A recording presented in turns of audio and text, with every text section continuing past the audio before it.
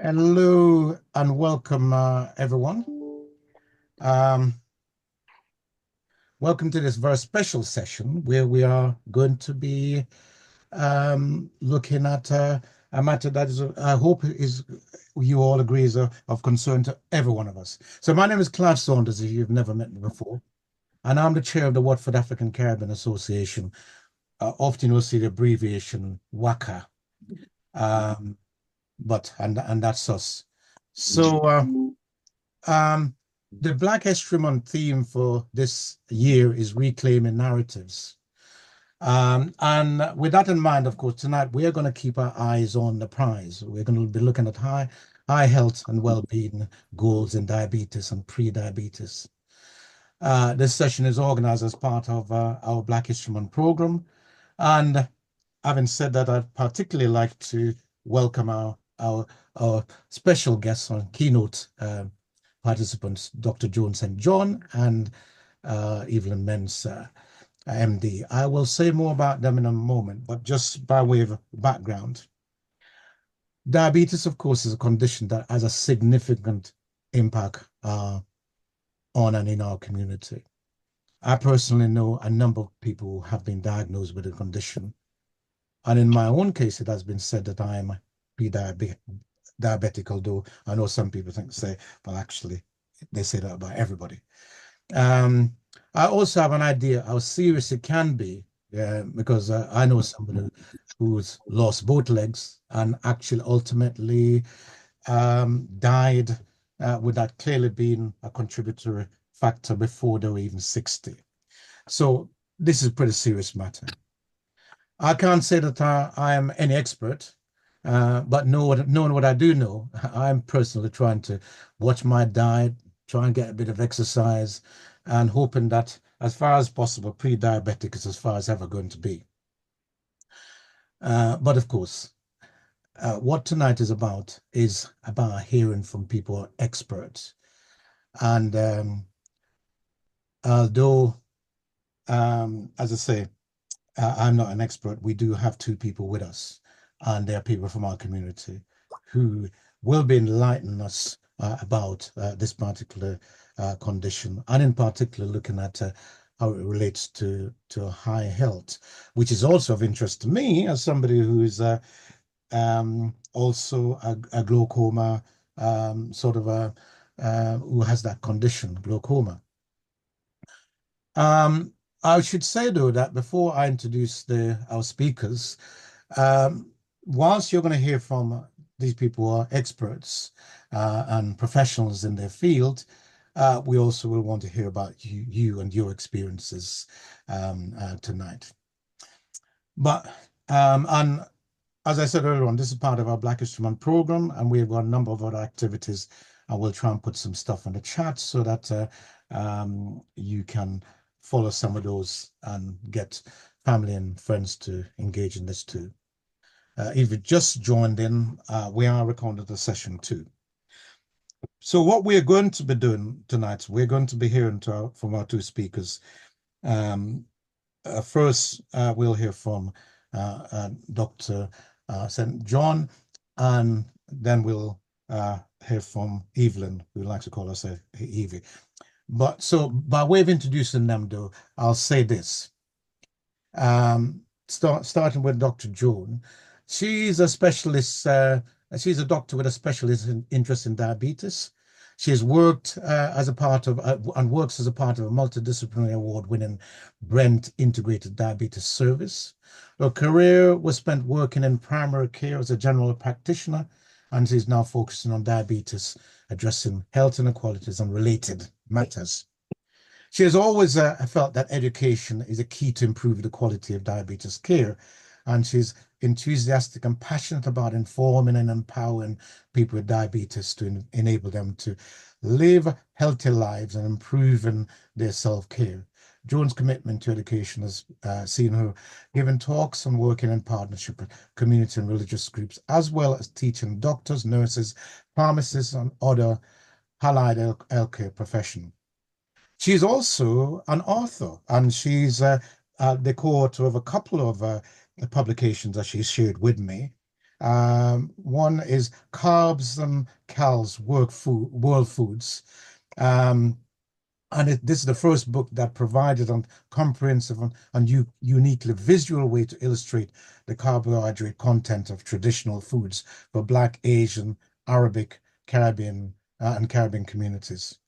And of course, people from these communities had a particular difficulty accessing, probably still do, nutritional information about their traditional foods and therefore hampering their ability to self-manage their condition of diabetes, a condition in which diet is fundamental. And she's also a,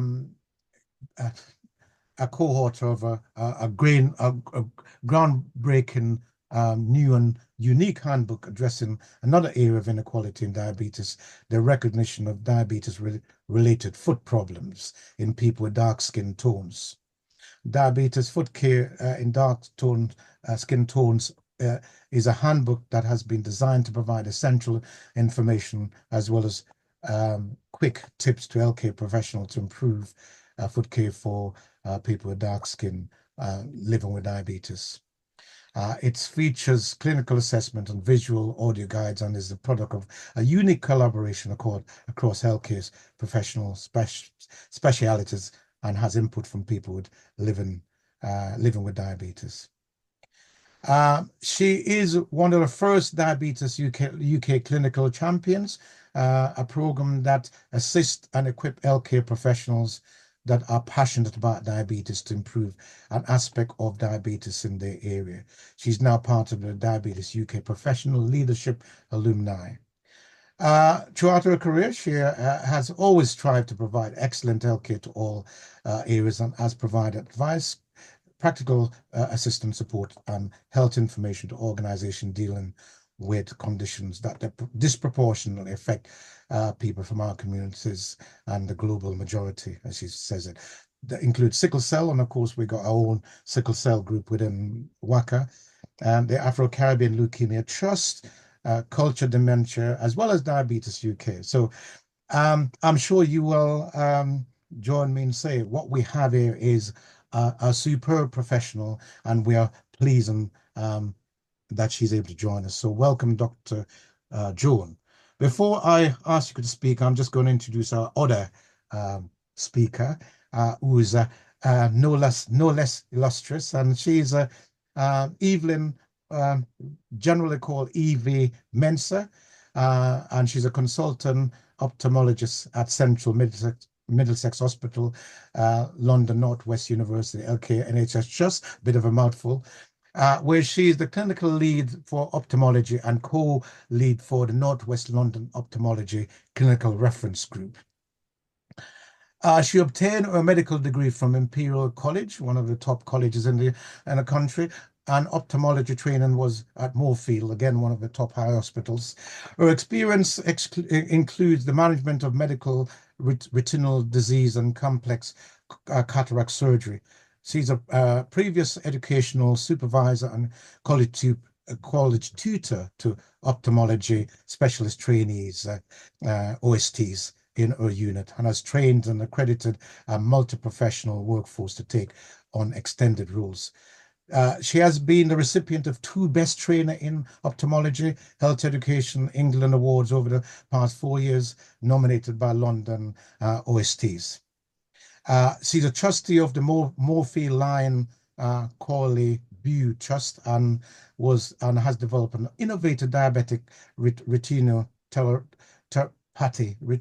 management course for West African ophthalmologists, underpinned by input from educators at University College London and West African College of Surgeons. She also runs an innovative laser simulation course for London OSTs.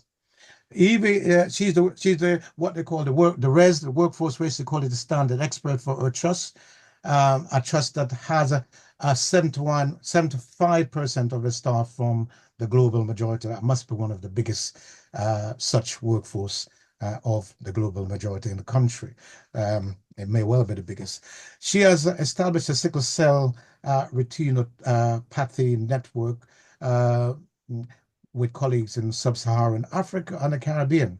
She's active on social media, and where she's an advocate for anti-racism and social justice. So she's very much on board with what we're about as an organization. She has used the tools and skills acquired as a res expert, and that's workforce ways to call it standard, and her lived experience to lead projects and strategies at local, national, and international level. She wants to ensure that anti-racism is the golden thread running through the NHS, which will contribute towards reducing health inequalities that currently impacts patient and I'd say staff equally within that particular organization.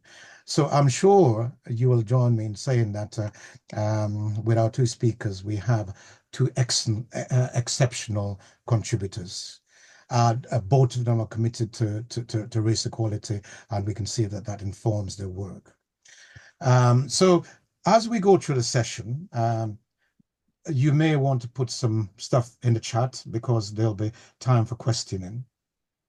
So with all of that in context, I'm now going to hand you over to our first speaker, who is Dr. Joan St. John, and say, welcome, Dr. Joan, and over. But before I go over to you, any question and comments before I just hand over to you? I don't know if anybody has raised a hand. There's one, Clive. Someone said, can you put details of any books, literature in the chat, please? Okay, we'll ask our speakers to do exactly that. So having said all of that, then welcome to you all again, and I'm going to hand you over to Dr. St. John, and I say welcome again and over to you. Thank you very much, Clive. Thank you very much to Watford African Caribbean Association. Can everybody hear me okay? Just give me a sign. Yeah. Okay, fantastic. Thank you. I am Dr. Joan St. John. I'm delighted to be joined by my highly esteemed colleague, Miss Evelyn Mensah, consultant ophthalmologist. And she's multi-award winning, I have to tell you that. So all her accolades, she didn't mention all of her, or Clive wasn't able to mention all of her accolades this evening, but she is truly a stellar healthcare professional, and also fearsome anti-racist campaigner. So delighted to be joined by Miss Mensah this evening. We're going to talk about keeping our eyes on the prize. And what do we mean by that? Well, Ms. Mensah and I thought that we would talk about eye health and well-being goals in diabetes. And also, you heard Clive mention, for those of you who were here at the beginning, pre-diabetes as well. So we want to, in a short period of time, because trust me, I could speak the whole evening on diabetes, but I will try not to. I'm going to curtail myself as much as I can. And I've got my timer on to around 30-35 minutes to give some time for questions. So hopefully it will be informative, but maybe I hope you'll find it interesting as well. So as Clive said, this is Black History Month, but first thing I'd like to say is, for me, Black History Month is not just October, it's 12 months of the year. So it happens to be October now, and what we're talking about now is reclaiming our narratives. I've used that theme for this talk. I'm going to give you a flavor of things like what is diabetes, what is pre-diabetes, what is that prize that Miss Mensah and I are talking about? Because you may call it your aims, you may call it your goals for health and well-being. If you go and see a healthcare professional, they may call it the target. But what are those prizes? What are those aims, those goals for health and well-being that you are going to aim for? And what's the tips for gaining your so-called prize? I want to have a little bit of fun, so I thought we could have a little bit of a competition. As Clive said, I'm going to come to the gala dance, never been before. So looking forward to that. And whoever wins the competition, I'll present them with their prize. which is one of the books that I'm a co-author of. So I'm going to present that to the person who wins. So what I want you to do, please, is be active. It's about a conversation in a way. It's always about us learning, because there's always things for all of us to learn, whether that's a healthcare professional, somebody living with the condition, somebody whose family member, loved one lives with the condition. So there's always something for us to learn. So this is essentially what I'll be trying to convey and talk to you about this evening. The great Dr. Martin Luther King Jr. says there's power in numbers and there's power in unity. He's talking about our community. I want to use that quote. I want to claim that narrative of his and ask you some questions. So I will need some help from Clive, please, maybe Marcia as well, if you wouldn't mind, because I'm going to ask 3 questions. And if you can put your answers in the chat, and we'll see who wins. And whoever wins, as I say, they can have a copy of the book. Now, don't go to Google or any other web browser. Maybe just try, give it a go, see what you think. It's for a bit of fun. So what are those 3 questions? So what I want to ask you, first of all, is where did the physician who first described the symptoms of diabetes live? Okay, so that's question 1. And when you put your answers, just put 1, put your answer, and then put 2 and put your answer.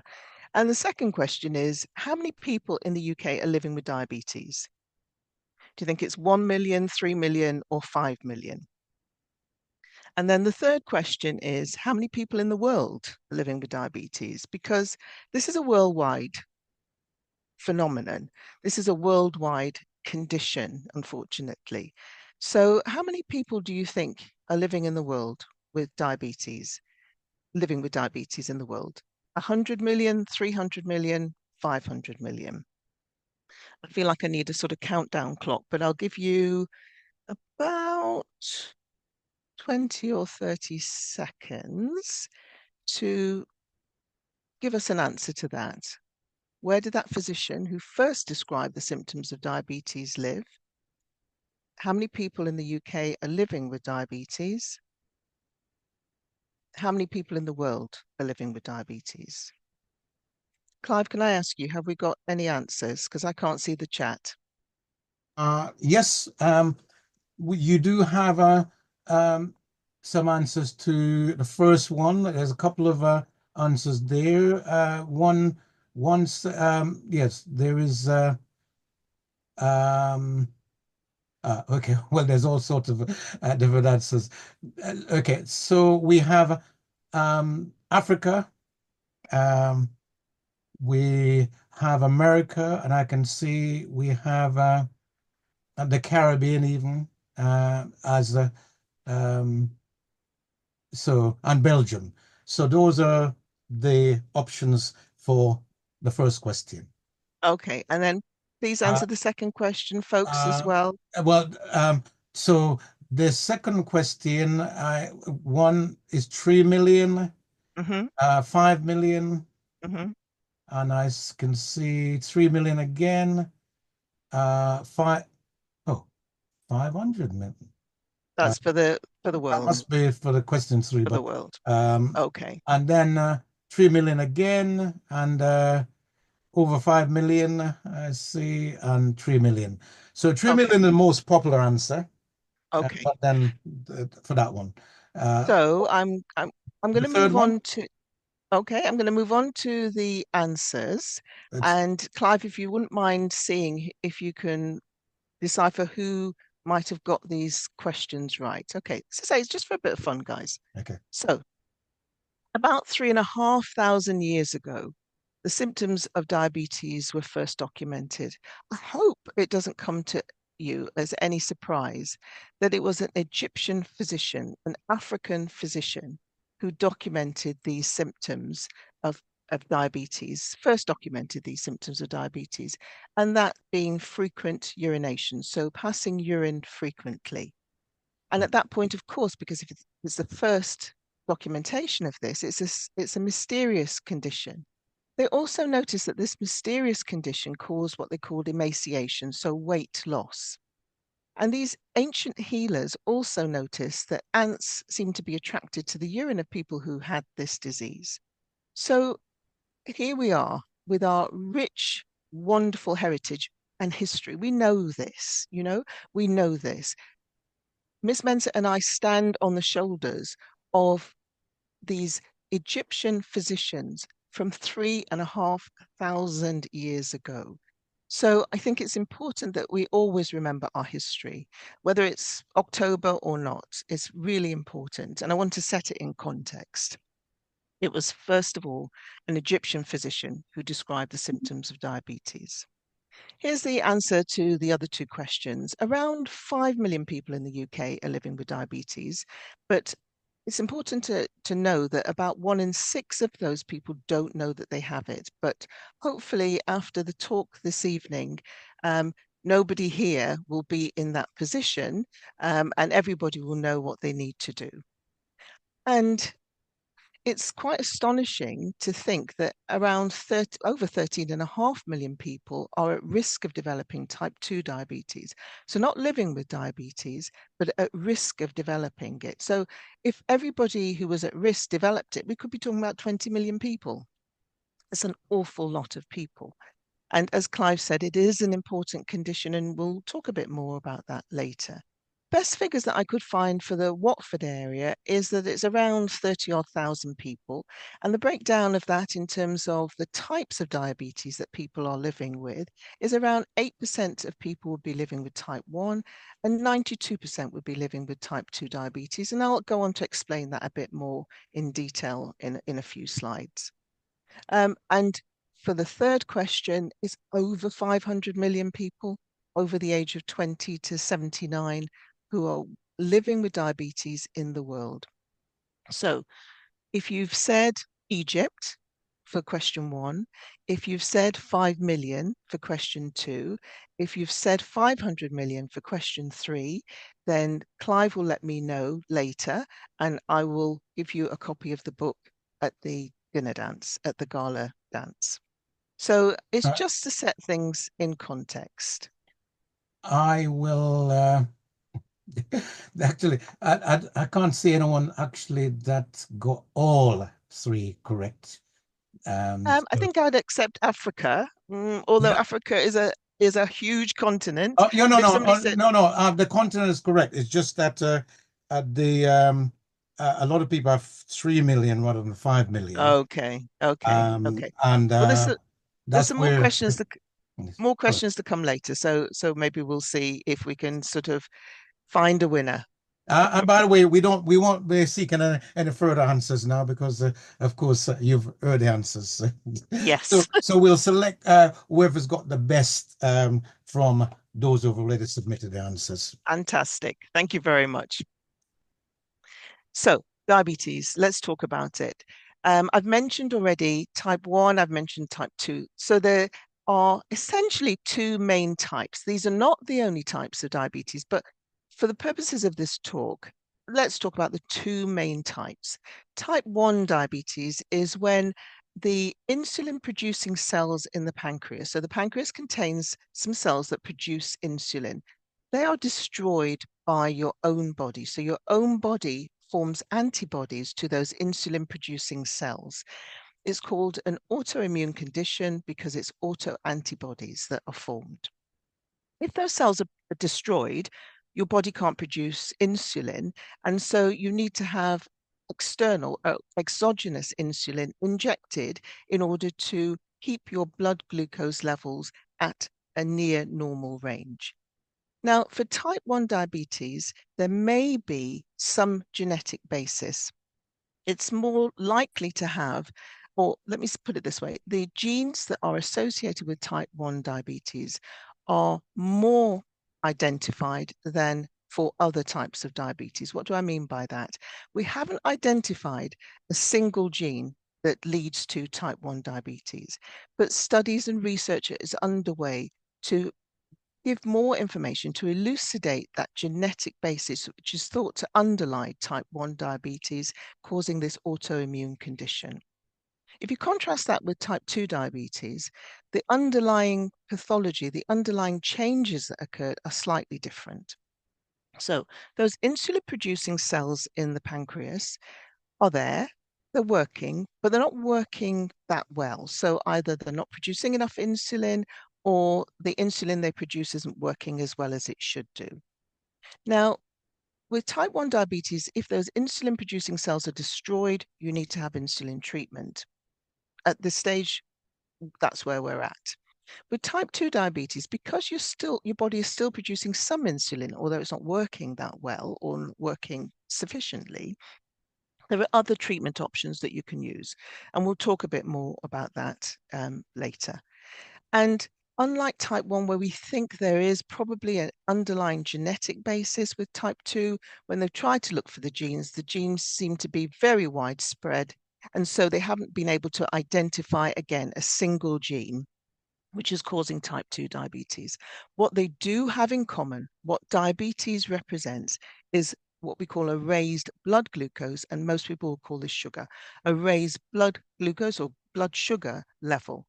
And the body's not made to work efficiently with too much glucose staying in the bloodstream.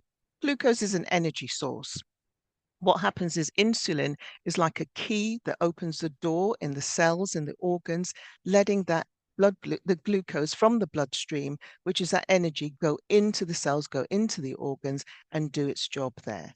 So if you don't have enough insulin, or it's not working properly, the glucose stays in the blood and becomes raised, and that is what can cause the issues that Clive spoke about earlier with diabetes. So let's talk about type 1 diabetes and what it looks like. What do I mean by that? Well, you might be surprised to know that this wonderful, beautiful woman is living with type 1 diabetes. Anybody know who she is?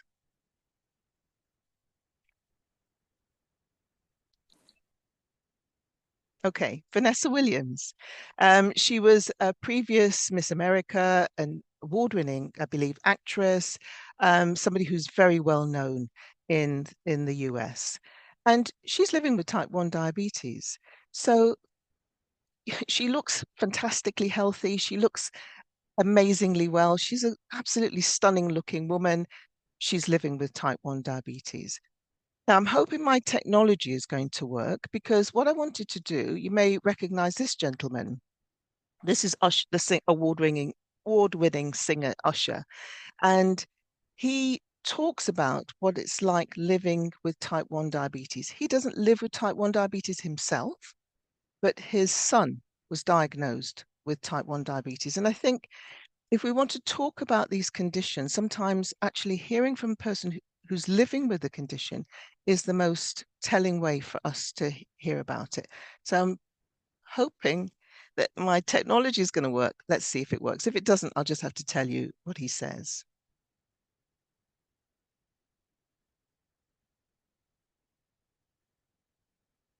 We're not in the sound, Joan. I think it's probably because you've not activated Okay, the all audio. right.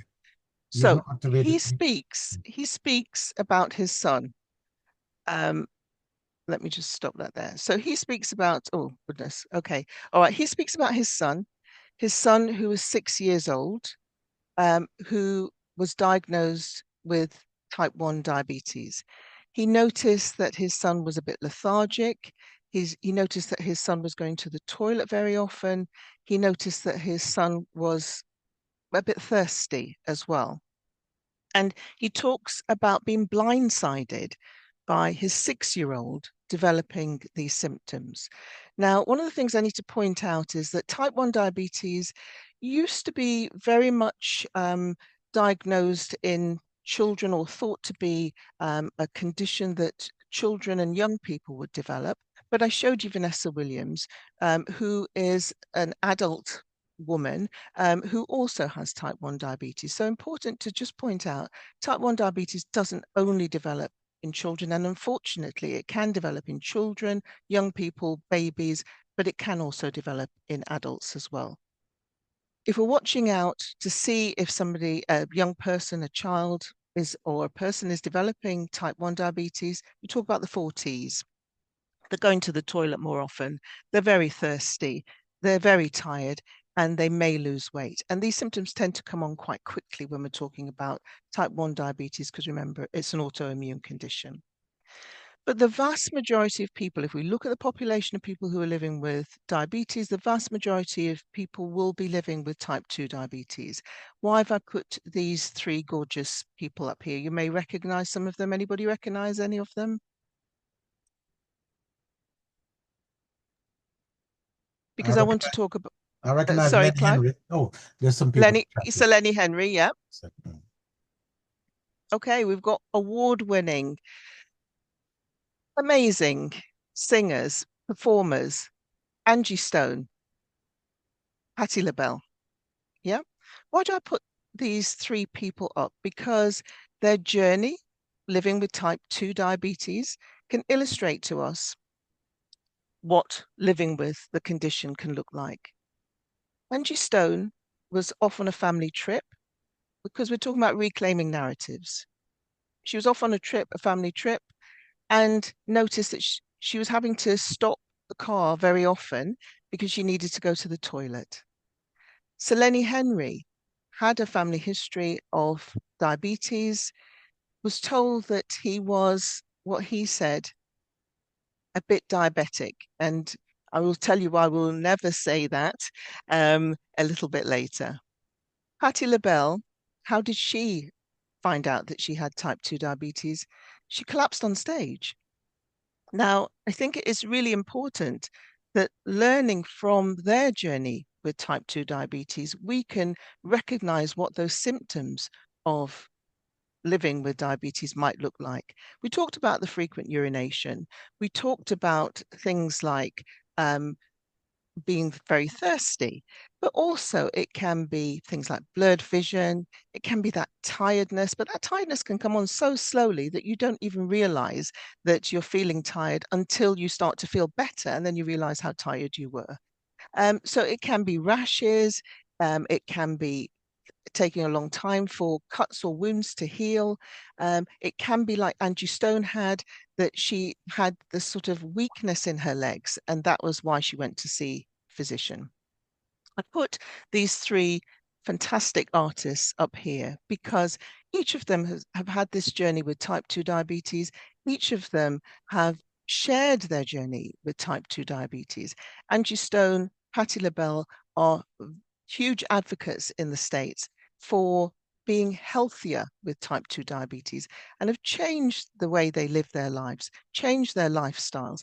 Lenny Henry also, this picture, Sir Lenny Henry, I should say, this picture is from 2010, and he changed his life when he was diagnosed with type 2 diabetes. He lost a lot of weight intentionally, and doesn't, if you've seen recent photos of him, doesn't look like this anymore. Now, why do I say that you should never say, I'm a bit diabetic? Well, language matters. And one of the things is that we say, we as healthcare professionals have learnt to say, somebody is living with diabetes, somebody is not diabetic, because this does not define you. It is a condition that you live with. So, number one, we don't use that word. If we can avoid it. And the other thing is a bit diabetic. It's like, I'm sure I've heard lots of people say to me, I've got a bit of sugar. But if we go on to talk about what diabetes can lead to, you can't say you've got a bit of it, because if it's there, potential for complications are there. So it's important that we recognize that. You can't say you've got a bit of sugar. It may be well controlled. It may be fantastic, the results, but don't say it's a bit, because it's important that it's recognized, it's acknowledged, and something is done about it. So what are the risk factors for developing type 2 diabetes? We've had some clues here already. I've talked about weight. I've talked about family history. Let's talk about some others. There are risk factors which can affect other conditions as well. So hypertension is high blood pressure, the lipids is your fats, and we know what obesity is. So things like your age can affect your risk factor for developing diabetes. Your so-called ethnicity, so which population you're from. If you're of African Caribbean heritage, then you're 2 to 4 times more likely than somebody who is white to develop type 2 diabetes. Your family history can also increase your risk of developing diabetes. Now, there's certain things you can't do anything about. So you can't do anything about your age, you can't do anything about your heritage or your family history. But there are certainly other things you can do something about. And why is it important to do something about it? I said at the beginning that the common denominator in terms of whatever type of diabetes you have is that your blood glucose, your blood sugar levels are raised. So what can that do? Do you recognize these people? You must recognize these people. Mhm. Please tell me you recognize these people. Yeah, Yes. I can see Luther Barry. Vandross Okay, and we of course, have, Barry White. yes, of course, and in the middle, my mum's favorite. Is Ella it Ella? Is it Fitzgerald. Ella? Yes, Ella Fitzgerald. Yeah. Ella Fitzgerald. And, you know, how much love have these award-winning, beautiful, amazing artists brought into our lives? Luther Vandross, Ella Fitzgerald, Barry White. Now, why do I put them here? To illustrate, I'm just using a little bit of their narrative. Their lives were amazing. What did they bring to our lives? Amazing things. And I'm using a little bit of the narrative of their lives to illustrate what can happen sometimes with diabetes. So Luther was in his 50s when he had a stroke. I was surprised and saddened to hear that the great Ella Fitzgerald had amputation of both of her legs, and Barry White experienced kidney disease, and his was as a result of diabetes and likely high blood pressure as well.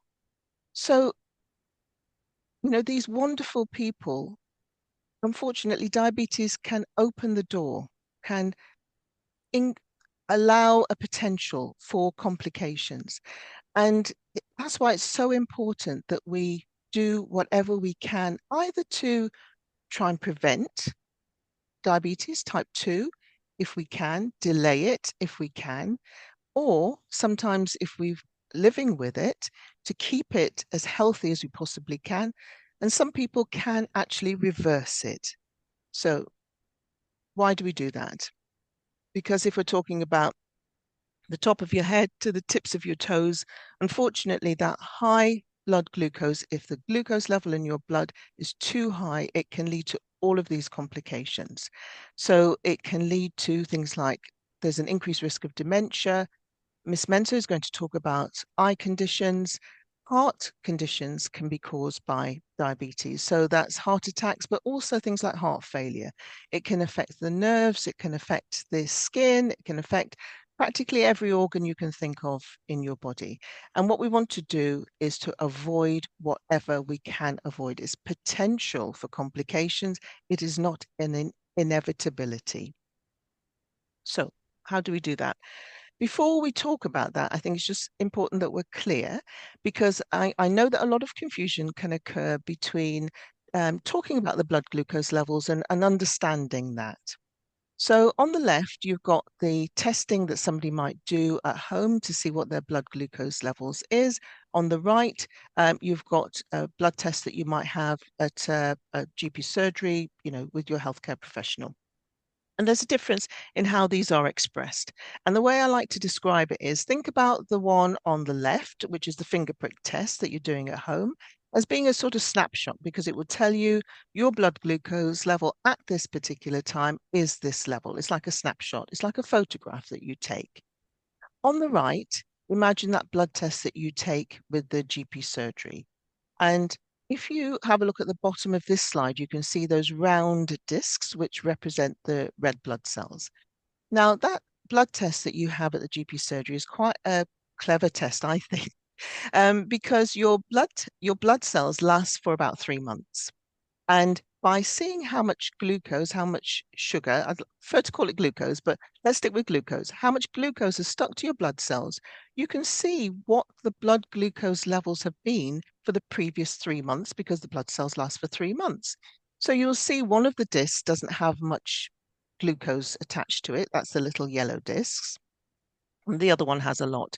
So by monitoring that, by measuring that, you can see, has somebody had a very high blood glucose for the previous 3 months, or have they had, a reasonable blood glucose for the previous 3 months? It can cause some confusion because they're expressed in a different way. But so this is like the sort of the video that you would get. It's called the HbA1c. The finger prick test is like the photograph. This is more like a video of what's been going on with your blood glucose levels. And it's the HbA1c that your healthcare professional will talk to you about when you've had a blood test with them.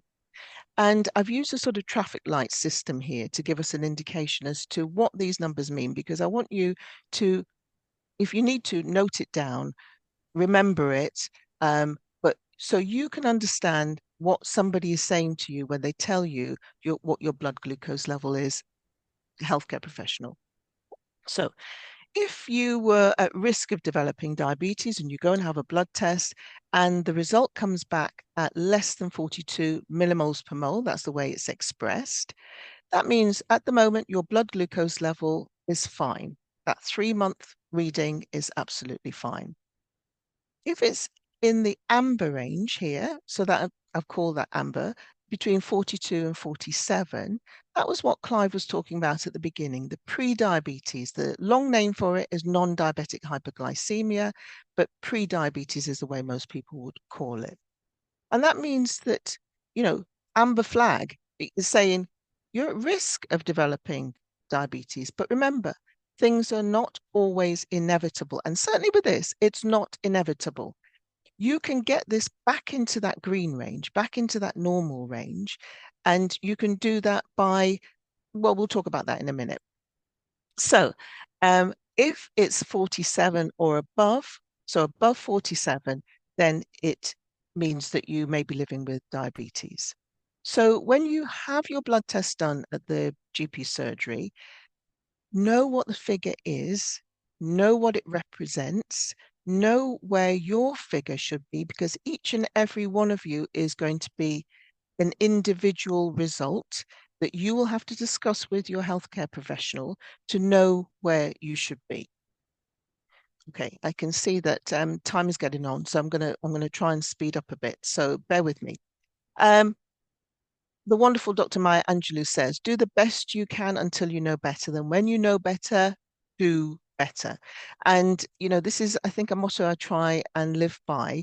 And the whole point of doing meetings like this, for us to be talking, is for us to be learning, but not only learning as an individual, but learning and sharing that information. So I'm going to speed up because I can see that time is getting on. So I'm going to give you 3 things that you can do, because you need to understand your risk if you're not living with diabetes and how you might live healthier if you are living with diabetes.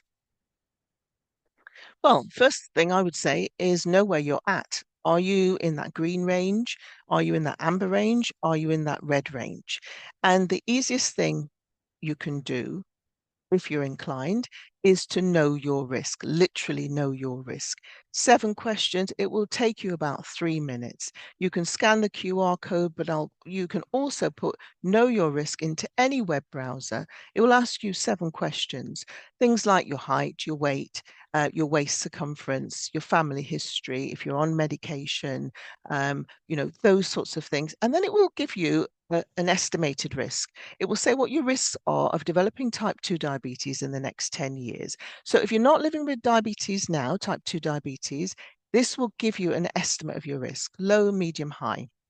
If it's medium or high, it gives you an email that you can send to your GP surgery to get that blood test that we talked about, that HbA1c, so you can see, are you in the green, amber, or red range? And then when you know better, you can do better. So I just want to say, no person was harmed in the making of this slide. This is my, well, you can probably guess which is hubby and which is son. And there's an indication here. You can see green and you can see amber. Yeah, I think he's amber. No, he's actually red. The red range. It's a waist circumference measurement because it can give you a lot of information, because where you carry your weight, let's get off that slide, where you carry your weight is really important. If you're carrying excess weight around your middle, that's what we call more metabolically active, more likely to lead to those cardiovascular conditions that I mentioned earlier on. So things like the high blood pressure, things like high fats, and then things like diabetes as well. Because when we talk about something like body mass index, which is your weight compared to your height, people always say, well, you know, athletes have a high body mass index. And yes, they do. But the difference is the way you can discern what the difference is their waist circumference. Their waist circumference is not in the at-risk range compared to somebody who is carrying a lot of excess weight around the waist, where the waist circumference will be high. If you don't want to get a tape measure out, you can, well, and do it like this. You can also work out what half of your height is. So your waist should be no more than half of your height. And that's a just quick and easy way to do it. And those things are telling you, are you at risk? The other thing you can do is to examine, look at what you're eating. Things like portion sizes, if you're carrying excess weight, if you're at risk of developing type 2 diabetes, maybe something that you could adjust. It's not saying don't eat your traditional foods. I have to stress that. It's not saying that. It is saying that maybe you eat it in a different way. Is it the way you prepare it? Is it the portion size that you need to alter? This is a page from the book, which is just representative of how what we've called a smaller portion of rice compared to a larger portion of rice can affect how much glucose can go into your bloodstream. So that middle column there is a representation of the glucose going into your bloodstream compared to the size of the plate of rice that you're eating. So when you can see you're eating a larger plate, then you're going to have more glucose in your blood than when you're having a smaller portion. And this is just a representation again of the effect of the glucose in your blood. But look at this plate, a lot of salad, having different portion of different types of food can make a big difference. And I'll show you more about that. Some staples here. Don't shoot me, please. I'm really sorry. I don't want to spoil anybody's joy. But it's just about illustrating portion sizes. Yes, eat our traditional foods, but maybe it's one dumpling as opposed to three. You know, maybe it's a smaller portion of food than it is of the regular portion, to be fair. Or the other things you might do are to try doing swaps. And that may be the portion sizes, as we've talked about. We've got Gary, we've got Fufu, we've got Puff. But you might want to swap for a different snack. This is just looking at snacks here. So, you know, instead of having the patty, you might have wings. Okay, as I say, I don't want to spoil anybody's joy, but instead of frying the plantain, you might want to try baking it, or not having the whole roti, having maybe half. And remember I showed you that plate of salad. So here we've got fish, fried fish with ground provision. We've got dumplings, we've got green banana, yam. And look at the amount of carbohydrate. We've got about 204 grams of carbohydrate. And this is not an uncommon plate. We all know that. But by altering it, so you've still got your fried fish, you've got some rice and peas, you've got some greens, you got down to 37 grams of carbohydrate. So you can still have traditional food, but it may be the quantity, it may be how often you have it, it may be how you prepare it. And don't forget the drinks either. So alcohol, certainly you need to be aware of, because alcohol can have an effect on your blood glucose. And there is always some activity that you can do. People say to me, I don't want to go to the gym, but what about you put on, you know, Luther, on Barry White, put on Patti LaBelle, put on Angie Stone in your kitchen and just do some dancing. If you don't want to do that, you can do some ironing, you can do some vacuuming, and there's always something you can do. It's about being active. It's about moving more if we want to be healthier. And reclaiming the narratives is about being healthier in terms of watching our weight. And yes, we do swim. And it's about, having that healthy food as well. Never forget your well-being.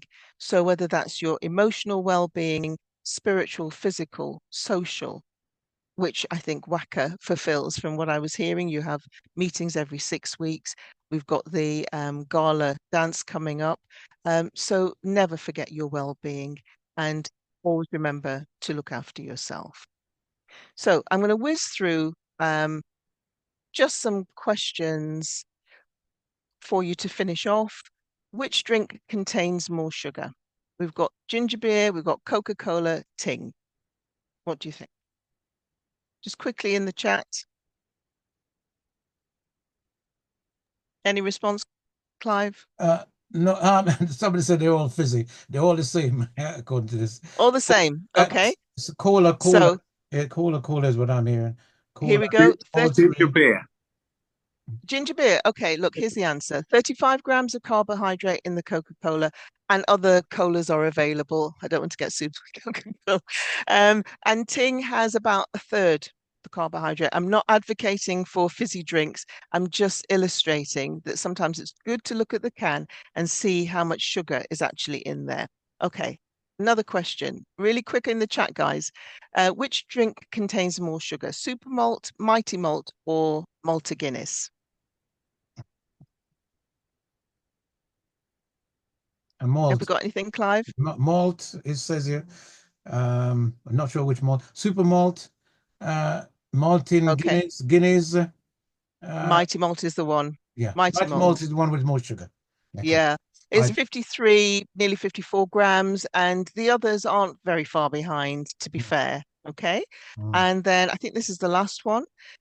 So which one contains more sugar? Because remember, don't just think about the food that we're eating. We have to think about what we're drinking as well. Nourishment, Milo, or Nido? Milo is what I'm seeing here. Milo. Everyone is saying Milo. Okay. Nourishment. And it's actually One nourishment. Yeah, yeah. Okay. Yeah, well, the person who said nourishment is right. 54 grams. And Nido is only 12. I'm saying only. And Milo is about 20. So, less than half, way less than half compared to the nourishment. So think of those things as additional, because we don't really take a lot of notice necessarily of what we're drinking. So in conclusion, I hope we've spoken about what diabetes is. I hope I've given you some indication of what the numbers mean, how we might know that we are developing it, at risk of it, or have it, what we can do to delay, prevent, reverse, live healthily with it, because essentially it's the same thing. Watching our weight, watching our waist, moving more, being careful about what we're eating. So eating more cooked foods rather than more processed foods, more takeaways.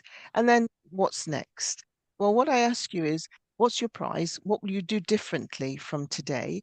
And I hope that one of the things that you will do is spread the word, whether it's know your risk, whether it's measuring your waist, but to do something differently from now. Just to flag up, I think I said at the beginning that Miss Evie has been on one of our webinars called Diabetes Health Matters, which is diabetes related webinars that I do with Diabetes Africa, the wonderful Diabetes Africa. If you go to their website, there's a whole host of webinars on there with diabetes information related to African Caribbean populations. In addition to that, for Diabetes UK, with wonderful Dr. Shola Adipo, we've done some videos giving some quick tips on how to live healthily with diabetes. And I just want to say thank you very much for your attention, and I hope that has been helpful. Extremely helpful in my view, Joan. Did you have time for questions? Because there's some questions in the chat. Do you Or do you want to do you leave it want to to the end? what would you like to do, Evie? Oh, Would you let like people ask questions now because I think Okay. as well it's fresh in their minds. Okay. All right. Thank you very much. So there's a first question I can see was from Marilyn. Did you want to ask the question yourself, Marilyn? Did you want me to read it out?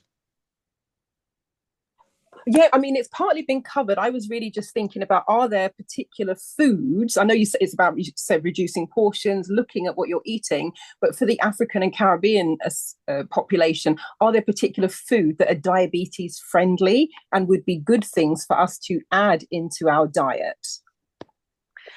I think I would say that it's really, how should I put it? So natural foods. I think, the more you cook from scratch, the more likely it is to be healthy. Because pre-prepared foods tend to have more salt, more fat, more calories. So all of our foods are healthy. It depends how you prepare them. So if you're going to fry something, you're going to add more calories than if you steam it, if you can steam it, or roast it, if you can roast it. So there's nothing specifically, all the veg practically, you know, all veg is healthy, but it's, there's no bad food as such. It's how much of it you eat, it's how often you eat it, it's how you prepare it. So yeah, I think just keeping it natural, really. Okay. And another question is, if one requests a full blood count by the GP, does this automatically test for HbA1c? No, no. Okay, exactly. So if you have a family history of diabetes, please either calculate your risk, or impart that information, share that information with the healthcare professional so that they can do a blood test. The free NHS check for everybody who's above the age of 40 to I think it's 75 will involve, when they do a questionnaire, when they see you, if you have a family history, they will do a blood test for the HbA1c. But you can be proactive in your own health and do that risk calculation. If you're medium or high risk, you take that email, you send that email to your GP practice and have that HbA1c. So you can know where you are. That's the important thing. There's a point here that could you put the names of the books that, as we mentioned, that you've authored or co-authored in the chat, so and people want to know where they can get access to those books. So for those of you who live this side, not the Watford side, anybody living within Brent can get the. Oh, sorry, there's a bit of feedback. So if you could you mute please, if I can't see anyone. Oh, there's hang on a second. I can see somebody. Okay, carry on. I think there was a So was if you live in Brent, if you live in Northwest London, don't think it stretches as far as Watford, Northwest London, then the World Foods book, which I showed the pages from, is available from libraries because we don't make any money from it. What we did was we wanted to get that information out there, so we made sure it was in libraries. If you want to purchase a copy, as I say, we don't make any money from it, then it's available through Diabetes UK, it's available through Waterstones, it's available on Amazon. So yeah, you can get hold of it, and I'll try and get links to put in the chat. Yes, please. There is Oh, sorry, Clive, apologies. The foot care book is a download. So Diabetes Africa website, and I'll put a link to that. If you go to Diabetes Africa website, you can download the handbook. Okay, thanks. Next question, can neuropathy be reversed? Can Neuropathy, yeah. Yeah. So it can be very difficult to reverse neuropathy. The symptoms of neuropathy can be mitigated, and can be mitigated so much that you don't feel the symptoms. But wherever possible, what we try to do is to not let it develop in the first place. Okay, So it can't as such be reversed. It can be treated, it can be mitigated, but we try to prevent it happening if at all possible. So there was a question here which you may have answered, but it said, can diabetes be reversed or only put in remission? Yeah.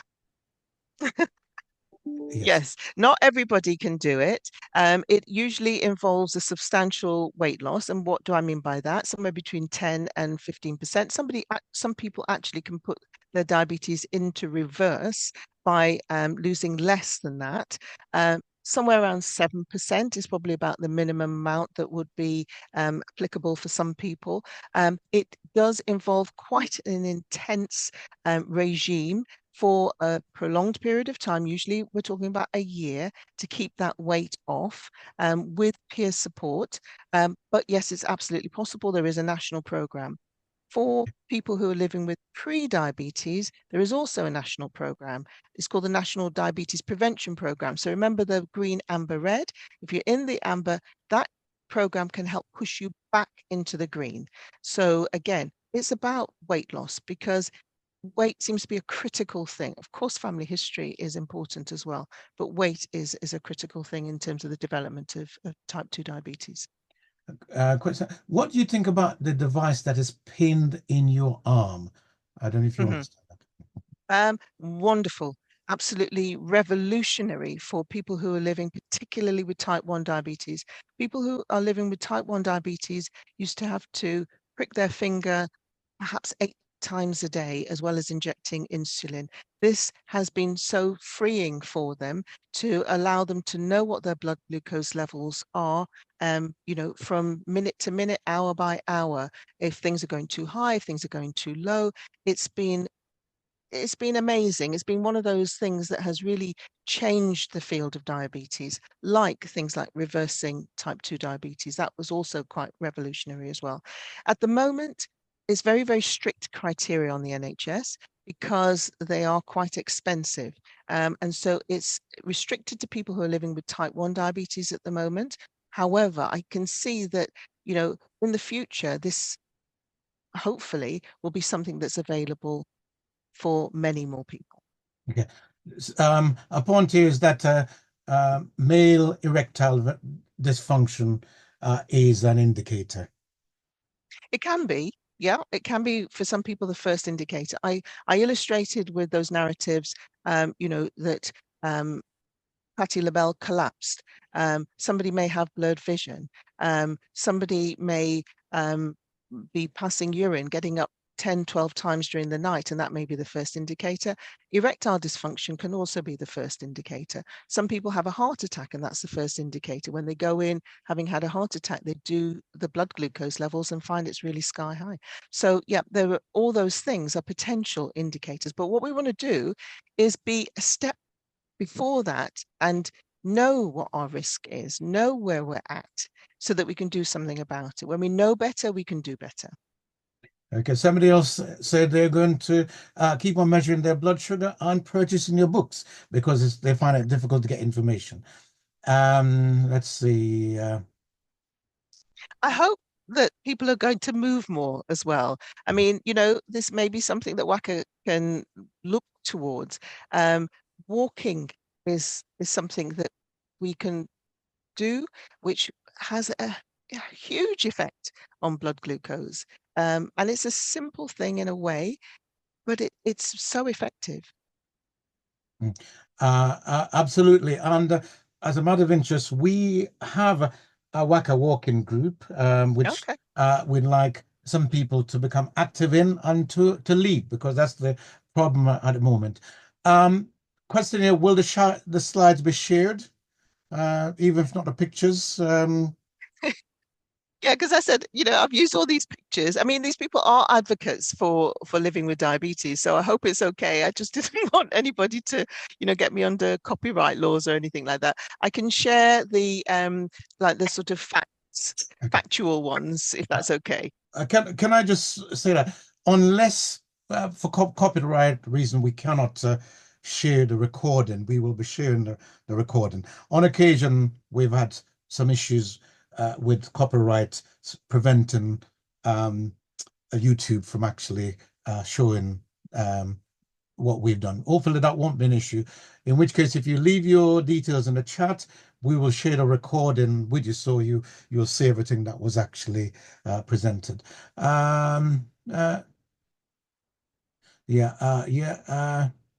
So somebody's asked me, asked the name, the name of your book again. Are you contactable for advice? So as healthcare professionals, we can't give specific healthcare advice to somebody who's not under our care. We're not allowed to do that. So we can give general advice, but I can't give specific advice unless somebody's under my care. Okay, that's clear. Do you do a section on menopause and T2DM? So there are aspects that are different in the menopause for people who are living with T2DM is type 2 diabetes.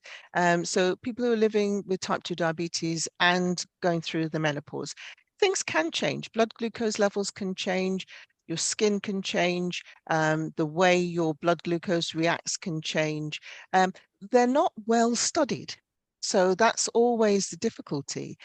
We can notice that in a particular person. We can give advice to that individual person, but I can't give you like sort of the wealth of information that we have on other aspects of diabetes care. And that is failing of diabetes research, because obviously in terms of women's health, it's not something that's widely enough studied.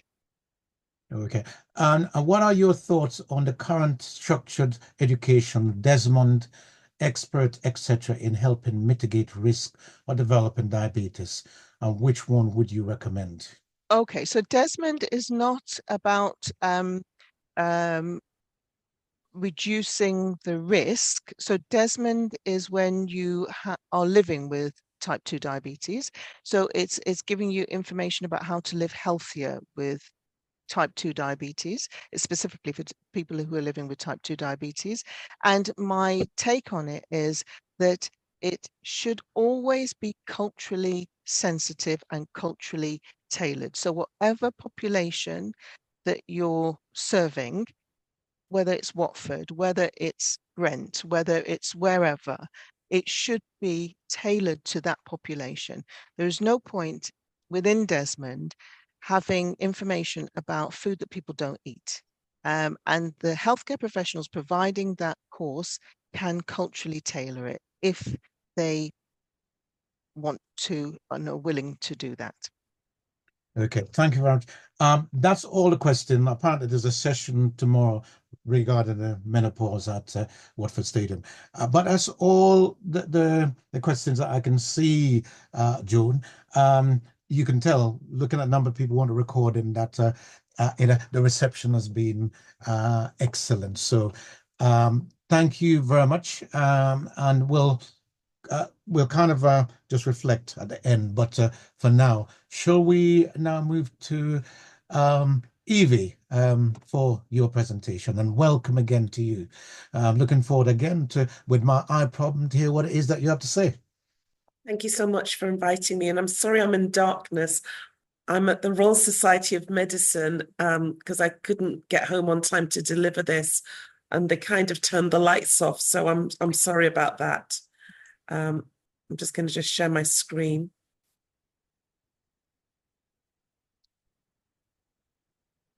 Okay, so my name's Evelyn Mensah. I'm a consultant ophthalmologist, ophthalmic surgeon. I'm an eye surgeon, and I'm based at Central Middlesex Hospital. It's a bit sad to hear about the passing of a 17-year-old boy, actually, just outside our hospital in a car chase. I'm just hearing about that this evening. So I've just realized that this picture may look familiar. But anyway, I'm the clinical lead for ophthalmology. but I'm also something called a workforce race equality standard. And just thank you so much for inviting me to your Watford African Caribbean Association evening. So what I'm going to do is I'm going to do a quiz, very quick eye quiz, and I'd like everybody to participate. It's like group participation. I'm going to go through a few definitions. I'm going to talk about the diabetic eye screening program, and I'm going to talk about a particular part of the eye called the macula, which is incredibly important, and how we assess the macula using a retinal scan called an OCT scan. Then I'm going to talk a little bit about systemic control, what Dr. Joan has already talked about, and what the treatments there are for diabetic retinopathy.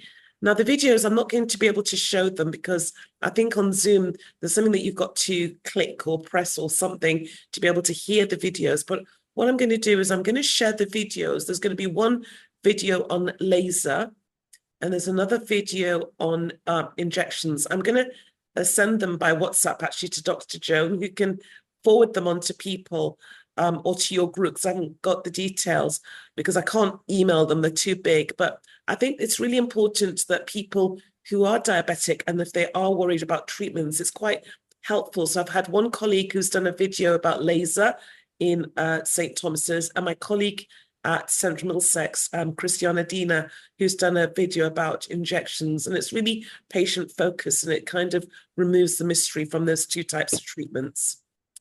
So anyway, here's the quiz, and I don't know actually. I think I might have right. So who knows what number 1 is? And you can just shout out if you want to. What's number 1?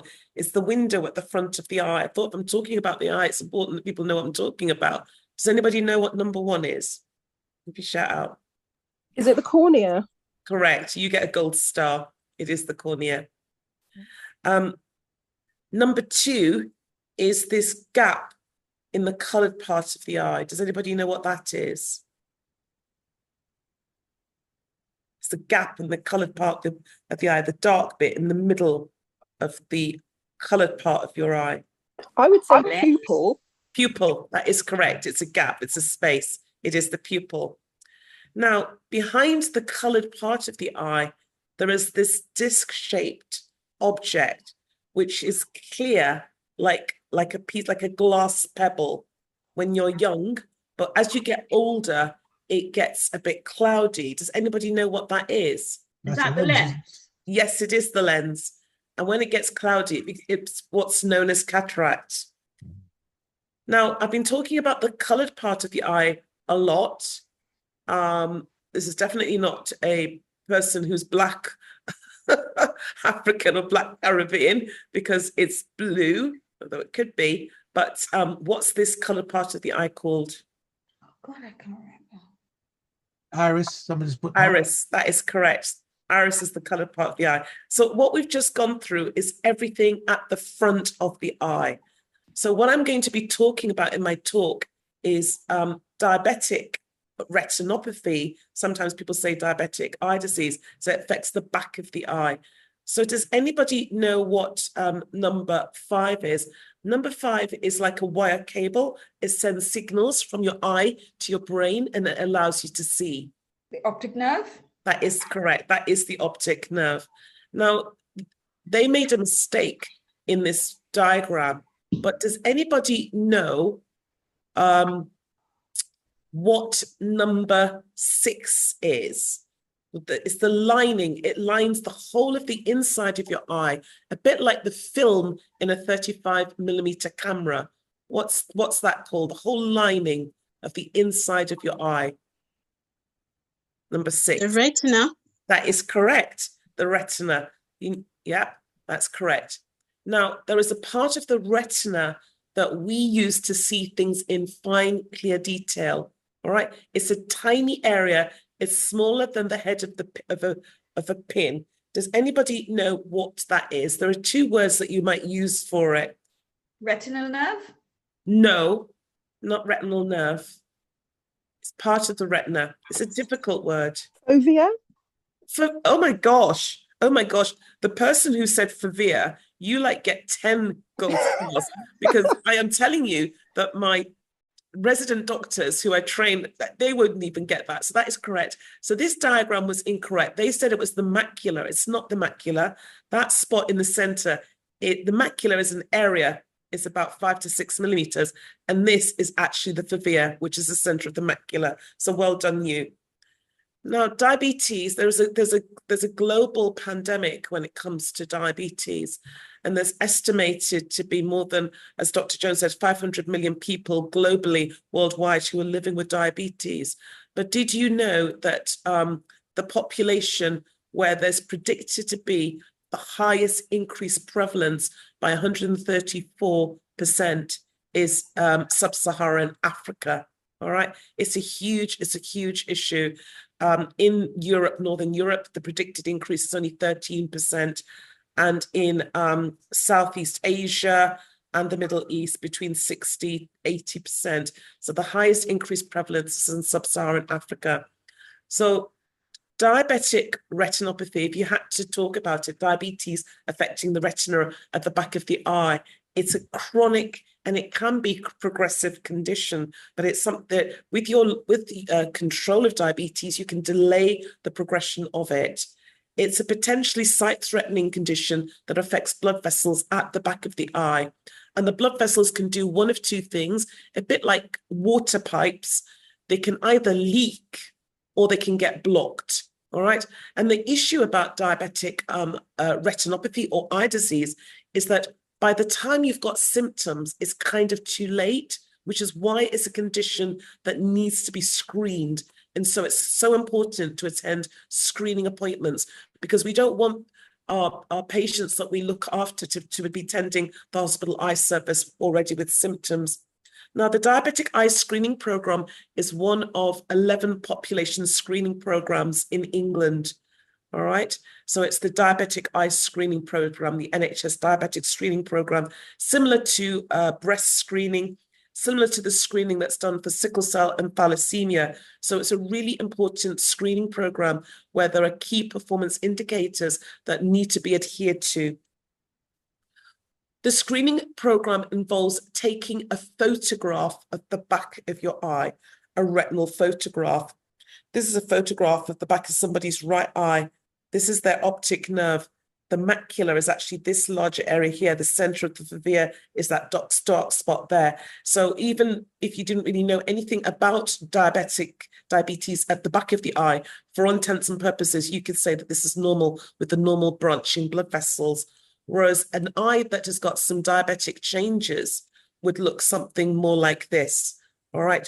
There'll be and I'm going to go through the different levels of diabetic changes that there can be in the eye in the subsequent slides. So I was talking about the macula, all right? So you've got your optic nerve here. I hope you can see my cursor. And then this is the right eye. The macula is actually this area. It's large, but the center, the dark area, is the fovea. But this is the part of your retina that you use to see things in fine, clear detail. The rest of your retina is your peripheral retina. So when you're reading and you're looking at the features of someone's face, it's this part of your retina that you're using, the center of your macula, and the rest of it is your peripheral vision. It's an incredibly important part of the eye. It only represents 4% of the total retinal area, but as I said, it's responsible for clear, sharp vision, and it's where your highest concentration of color photoreceptors are. So seeing things in color is at your macula. And it's the difference between people seeing the features, the clear features of their loved ones' faces, and having dark areas or blind spots in their field of vision because of damage from diabetes. Dr. Joan has spoken a lot this evening about controlling diabetes. For the eyes, to protect the eyes, it's important to control the systemic factors, which are modifiable, i.e. there is something that you can do about it.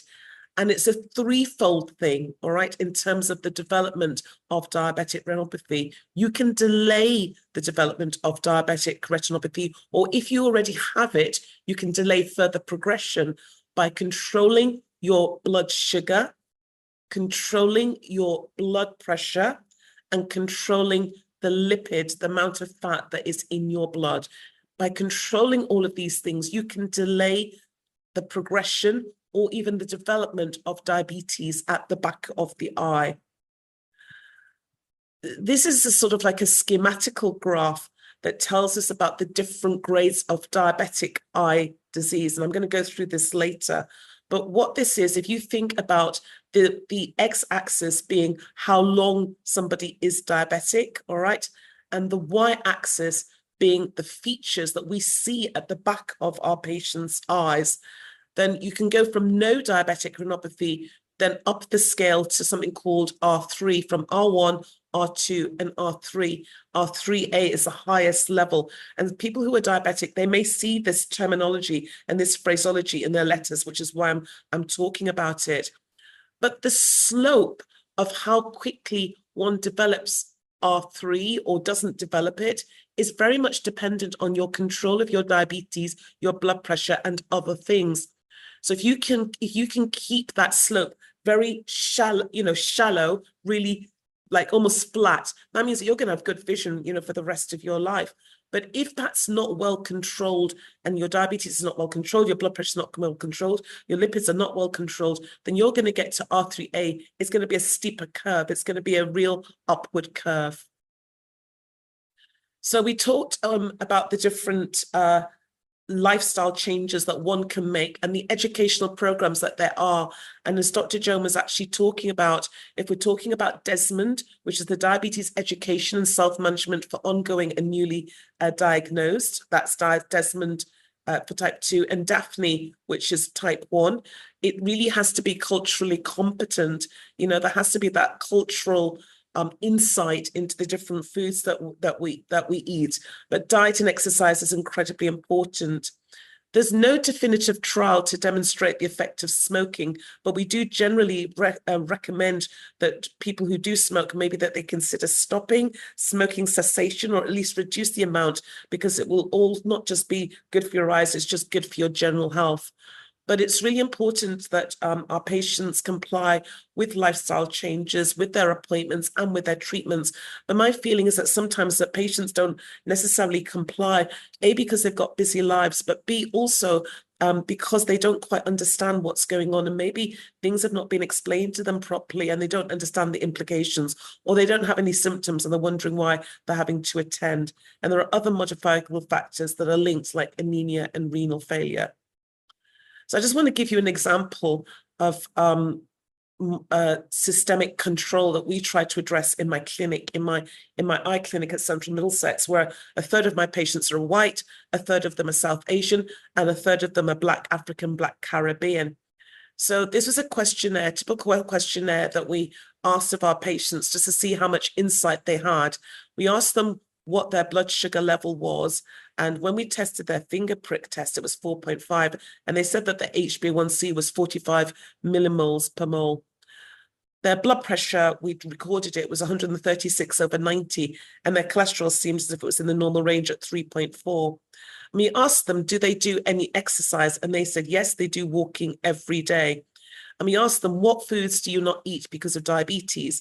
And they said they don't eat sugar. And I have to say, when we used to do this questionnaire, all of our patients would say that they don't eat sugar.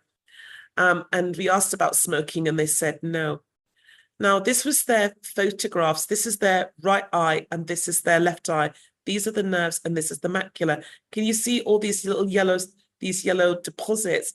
That is literally depositing fat within the retina. And as you can see, it's encroaching onto the center of the retina. And that's not very good because that could potentially cause significant loss of sight. So we asked them to modify the lipid in their diet. We asked them to try and keep their diabetes under good control. They weren't at the stage that they required any laser treatment or injections. And we always worry about the exudate depositing in the center and actually causing significant loss of sight. And then we reviewed the patient again 6 months later. So 6 months later, they looked like this. Now, my triplet nephew and nieces would be able to tell me that that is worse than this. That was before. This was later. And we had to then interrogate this patient a little bit more. And what we actually found out was the so-called exercise that they were doing was walking around their desk every day at work. So that's not really quite the 10,000 steps that that they recommend that you do in terms of exercise. And when it came to their diet, they felt that they were having a good diet, but a lot of foods that they were eating were fried foods. So fried fish, fried chicken, fried meat, a lot of fried foods. And also they felt that they weren't having sugar, but they were having sugar cane. But sugar cane is sugar. And there's this misconception that natural sugars are not sugar. Sugar is sugar, whether it's natural or whether it's refined. So they needed some education in that respect. Contrast to this particular patient who, when we showed them this photograph, they had all of these sort of like fatty exudate deposits. But what they did is that they modified the lipid in their diet. They did a little bit more exercise, and you can tell the difference between this photograph and that photograph, where there is a lot less fatty deposits at the back of their eye. So they understood what they needed to do. I had this in my slide because I tell you what, this book, I think I must have bought about 10 copies, but every time I buy it, somebody who comes to my house or they come into my office or something go, pick it up, and then they look at it and they're like, oh, this is good, can I have it? And then they walk off with it because it really is a good book. So I know I'm bigging up Dr. Joan, but it's a fantastic book. It's a really good book of a visual representation of what carbohydrate levels are. And you'll be looking at everybody and they're like, oh my gosh, is that how much plantain I'm allowed? It's usually disappointing with the jollof rice and the plantain and whatever it is in terms of the proportions that they should ideally have.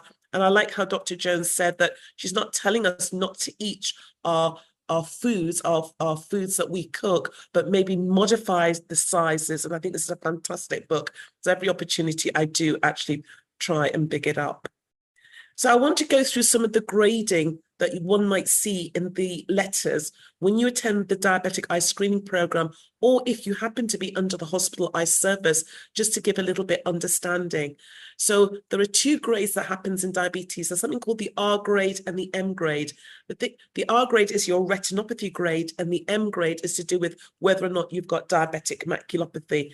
So basically, R0 means that, like what it says on the tin, there are no diabetic retinopathy lesions. So somebody like that would stay under the diabetic eye screening program. They stay under DESP and they'd be asked to attend a year later. Somebody who's got a few little red spots like over here, all right, that's someone who's got background diabetic retinopathy. They would have no maculopathy. Again, those little hemorrhages are nothing to worry about. They would stay under the care of the diabetic eye screening program. They would be seen again in a year. Now, this is much more florid. As you can see, that was just a few little hemorrhages. This is a lot. These are a lot of hemorrhages, something that we call multiple blot hemorrhages. This is someone who's got pre-proliferative diabetic retinopathy. They've also got these little white spots, which we call cotton wool spots, and they've got these little fatty deposits, which are called exudates. So they've got pre-proliferative diabetic retinopathy and they've got maculopathy. This person would be sent into the hospital eye service and we would be monitoring them. We'd be monitoring them a bit more closely every 6 months. We may or may not need to do any treatment, but we would be having that conversation to help them modify their control to delay this progressing. Because the next stage after pre-proliferative is then to develop blood vessels growing on the retina. Now, you really do not want blood vessels growing on the retina. The problem is that these major blood vessels are strong. It's a bit like building a wall with cement between the wall. The walls of these blood vessels are very strong. However, I'm not sure whether you can appreciate it. And maybe if I use my magnifying glass here, can you see there are these fine wispy vessels on the nerve here? And there are these fine wispy vessels on the side there. And these are called new vessels. The new vessels seem very innocuous, all right? But they don't have the bits of cement in the walls. Their walls are very fragile. And because they're very fragile, they're more likely to bleed. And the problem is that once they bleed, the whole eyeball fills with blood, and then that person is not then able to see. So we want to try and capture any patients who've got new vessels on the nerve, new vessels on the disc, or new vessels elsewhere. and we would then need to apply laser treatment to reduce the risk of them bleeding. Ideally, we don't really want them to develop it, but sometimes they do. And this is what I mean by the bleeding. So you either get bleeding in the front of the retina. So it's almost like having sort of like an air pocket in your wallpaper. It just sits on the front of that retina, and it can be very challenging. Somebody like this would need laser treatment, or it could disperse throughout the eye and fill the whole eye. And obviously, if you've got blood filled up the inside of your eye, then you're not going to be able to see. And that can be quite scary. And somebody who has got something called a vitreous hemorrhage at this stage of their diabetes, we would wait maybe up to about 6 weeks to see whether the blood will clear up naturally. And if it didn't, they would then need a surgical operation to remove the blood. All right. So someone like this is under the hospital eye service. This is somebody who had extensive new vessels elsewhere on the disc, and resulting in this bleed at the back of the eye. It really is a problem. We want to catch people way before any of this. Now, if you developed new vessels and those new vessels were not treated with laser treatment, the result would be scar tissue on the retina. And what unfortunately happens with that scar tissue is it pulls the retina off. All right, it causes all this scar tissue, fibrotic tissue, which can then pull the retina off, causing a retinal detachment. This is really quite serious and quite advanced. The situation that we see in diabetes, we're seeing less of it, but nevertheless, we do still see it. And it's really quite sad because the vision never goes back to what it was before this actually happened. So this is something that we try and prevent. Now, with what I've described as all being the R grades or the retinopathy, if you've got no maculopathy, we say it's M0, but if there's anything with any of these changes within the macula, which is this area here, then it would be maculopathy. So with this particular patient, they've got exudates, they've got hemorrhages, but it's really the exudates, leakage from the blood vessels. To be able to see, you need to be able to have a healthy macula. And what I mean by that, for example, this patient here is a type 2 diabetic, but they've had quite a high lipid diet, and they've deposited the exudates in their fovea at the center of the macula. They've developed permanent loss of vision from that deposition of the exudate, which people think is quite a benign thing, but it's not, it's quite serious. So their vision has been reduced to the level of hand movements. They can't see in that eye. Contrast it with this type 1 diabetic who has developed blood vessels that have bled. They've got the bleeding inside the eye. The visual loss, even though it's not great, is temporary, because when they've then had the operation to remove the blood, they've then been able to read down to the bottom of the chart. I talked about the macula, about how we assess it using this thing called optical coherence tomography.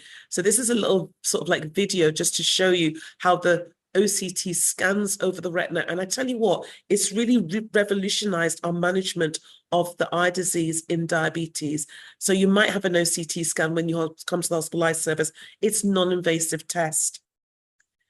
We might treat any diabetes in the macula. If you think of this, this is the OCT scan looking at someone's right eye. If you think of green as being the grass level, that's the normal level. Red means danger. You see this patch of red? That's because of fluid. There's a little bit fluid there from the diabetes that's manifest with the little yellow lipid deposits here. So this patient had a little bit of laser treatment in that eye. And when 6 months later, then when they were reviewed, you can see that everything's gone back to its normal shape, dipping down like a valley. That little red patch is gone. Those little yellow deposits have gone as well. So we sometimes treat maculopathy with laser, or if it's center involving, we cannot do laser, and that is when we need to do the injections. Now, having an injection in the eye can seem quite scary, and that's why I'm quite keen to share the video with you all, that it's not a scary thing. The injection treatment that we use for fluid that's involving the center has revolutionized our management of diabetes. Ideally, we wouldn't want to have to do it. But let me tell you something. There are not many things that we get in the NHS, but the drugs that have been developed to treat the fluid at the back of the eye. There are expensive drugs, but in the NHS, you do not have to pay for it. Just to give you some insight, if we found a patient was eligible for treatment of diabetic macular edema, which is fluid in the macula that's center involving like this particular patient, with those injections, do not be scared, please have it, because that drug, one vial, is £1,000. And diabetic patients will need about 5 a month apart in the first instance. So can you imagine if you were having private healthcare? And I know that in private healthcare, they charge for that, they'll charge for the scan, they'll charge for this. So I think this is one of the things that's really very good in the NHS with the management of diabetic eye disease, that this is all free on the NHS. So this patient had center involving macular edema. We could not laser, all right, because it was right in the center. We can only laser off center. But then these are the drugs that are eligible for treatment according to the National Institute for Health and Care Excellence that's approved these drugs for treatment. They will only approve it if you satisfy a certain criteria, which is this number being 400 in the center. So this person wasn't eligible, but this person was eligible because the number was 400 in the center. So there's a certain criteria that you have to satisfy before you reach that level. It sounds scary having the injection in the eye. Obviously, it's done with an anesthetic. It's very effective. And this person just needed 5 injections. And then it's like magic. All right. They then ended up with really good vision and resolution of that fluid. This is another patient that's had laser. Okay. A little bit of thickening over there. Had the laser. It's disappeared. And we might do a combination of things, all right, with our treatments. So you might have somebody who's had a bleed in both eyes, like this person here, so that normal vision is down to this line here. So they're only seeing the top 2 letters there because of a bleed in that eye, and down to this line here because of a bleed in that eye. But then they've then had laser, they had a bit of injections, they might have had surgery, and they had laser again. And they went from that down to normal vision line, which is very good. It looks very dramatic seeing all these little marks at the back of the eye, but it's not in the center. So they've had a good outcome, but it's required a lot of resource to be able to get there. Ideally, it'd be good if we didn't have to do that with our patients who have better diabetic control. So in summary, what I've done is I've talked about how it's important to control your modifiable systemic risk factors to delay progression of diabetic retinopathy. I've explained to you why macular health is important in terms of good visual outcome. And I'm encouraging you to attend your appointments, the screening, and if you're under the hospital eye service, the hospital eye service too. A lot of diabetic monitoring of the eyes is happening in community diagnostic hubs. And my unit, Central Middlesex, we've opened the first community diagnostic hub for not just diabetes, but also for glaucoma in Willesden. We opened that, well, we've been open since April, but we had the official opening last week. And Dawn Butler, the MP for Brent, I think she's South Central or South, I can't remember which one, but Brent, anyway, she came and attended our official opening. So you might come and have diagnostics there, like the photos and the OCT scan. You won't necessarily see a doctor, but then the team will then review, appraise those tests, and give you the outcome. And that's the end of my talk. So thank you so much for your attention. Thank you very much, Evie. Extremely comprehensive overview of all of this. I can't say that I have enough expertise to fully understand everything, but people like myself, who's also got glaucoma as a condition, it's interesting to see some of the developments that are taking place. There's one at the moment. There's one question, and there may be some others in the chat. Somebody said, can we be asked to be referred to your clinic if we are not happy with our local services? So I think that I would want to know why you're not happy with your local services. And I know ophthalmology is a very sort of like small community. And in Northwest London, we work as part of something called the Acute Provider Collaborative. So there are 4 acute trusts. And I would encourage you to attend. And if there were issues, to speak to your GP about it and try and speak to the lead for the service, because I think it's really important. I'm sure there are probably people that probably aren't happy with us either, you know, with their appointments being changed and delayed. I think things are getting much better for me and my unit with our community diagnostic hub. It's really alleviated a lot of the delays that we've actually had. But I think that sometimes what happens when people are not happy is to do with miscommunication. I chair the National Diabetic Eye Screening Conference here at the Royal Society of Medicine once a year, and the theme for the conference next year is communication between primary care, the GP, secondary care, the hospital eye service, and the screening program. And I think there's a problem sometimes with that interface in terms of the connectivity between the patient who's at the center of it all and having to navigate their way around all these different services. I think a lot of it's to do with communication, and I think we are trying to get better of it. I just think that the NHS needs to be it needs a whole digital transformation to get that communication better. Sorry, Dr. Evie, I just wanted to ask, because I'm the person that asked that question. My name is Jenny. What I find is that nobody explains anything to you because you are there for such a long time waiting to see the actual consultant at the hospital. And then when you do see them, they just blurb off a lot of things and you go away and you get this letter that you don't even understand. I know, it's really bad, isn't it? Yeah. And this is the thing, you see, I think, so what we're doing is that for new patients who are sent in from the diabetic eye screening program into the hospital eye service, I'm seeing those patients face to face. So Monday afternoon is my new diabetic eye clinic. Once we get the diagnosis, what happens is that one of 2 things that happens. You either get monitored, you have constant monitoring, or you need treatment. Now, the monitoring now, the way things are changing in the NHS, the monitoring is no longer coming into the hospital eye service, waiting 2-4 hours to have the tests and then waiting to see the doctor. What we're moving towards is the community diagnostic center method.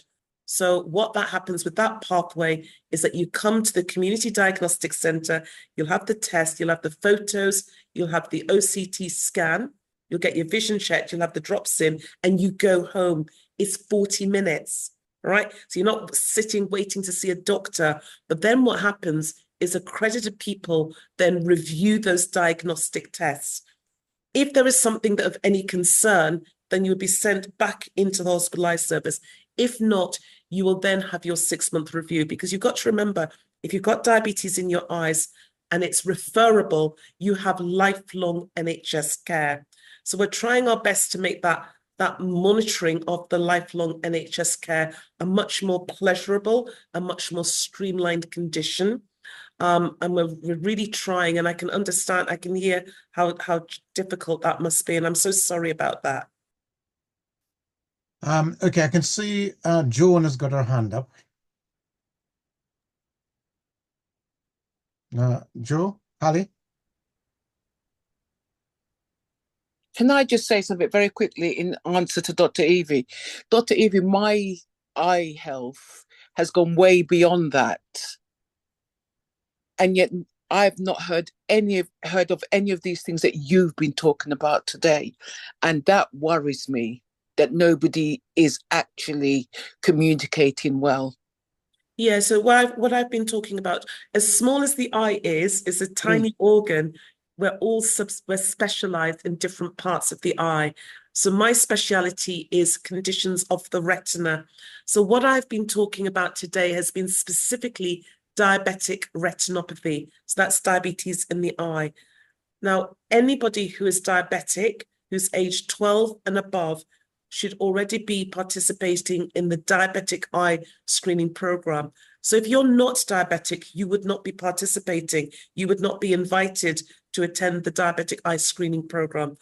I'm talking specifically about a particular condition in the eyes for people who are living with diabetes. So please don't worry if you're not diabetic. It doesn't apply to you, but it's good to be informed. So please don't think that this is everybody that gets this. This is just the people. I mean, my mum is diabetic, but she's been diabetic for 40 years, but her diabetes is so well controlled that she doesn't actually come to the hospital eye service. She's monitored in the screening program once a year. No, you see, I have got diabetes. Oh, I see. For the last 26 years, I've been struggling with lots of things with regards to diabetes. And what I'm saying is that maybe if at the start of this process, people are educated much better, you will realize what the implications are. And I agree with you that Dr. Joan and I we have a strong focus on education. Honestly, I cannot emphasize that enough. I enjoy doing my clinics. I probably talk too much to my patients because I like talking to them, but I also like educating and showing them. So on my desktop, in every single clinic room, I will get up the photos and I will get up the scans.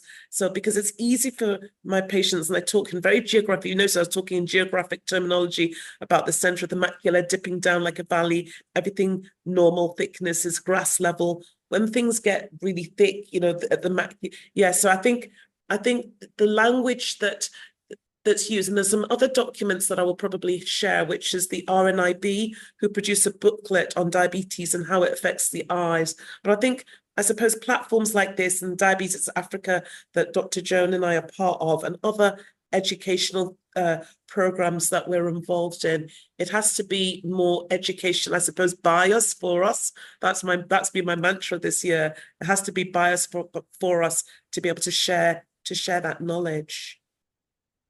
Okay, thank you very much. Joe Halley, if you're trying to speak, you're muted, but I know you got your hand up, and maybe it's accidental, if not, but please unmute if you'd like to speak. Putting that aside, I have to say, in relation to both of the presentations that we've received, there's a phenomenal amount of positive comments there that I won't go through all of them. But wow, informative, and all those kinds of things. There was a question, so I think there was a question I've missed here. So do all hospitals offer these eye checks? That was Marilyn asking that question. Do all hospitals offer these eye checks?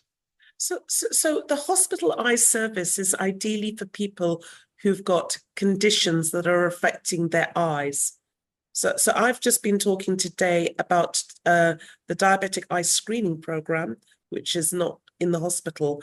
And then when you get to the level where your vision is threatened by the changes, then you come into the hospital eye services. So most hospitals do have a hospital eye service.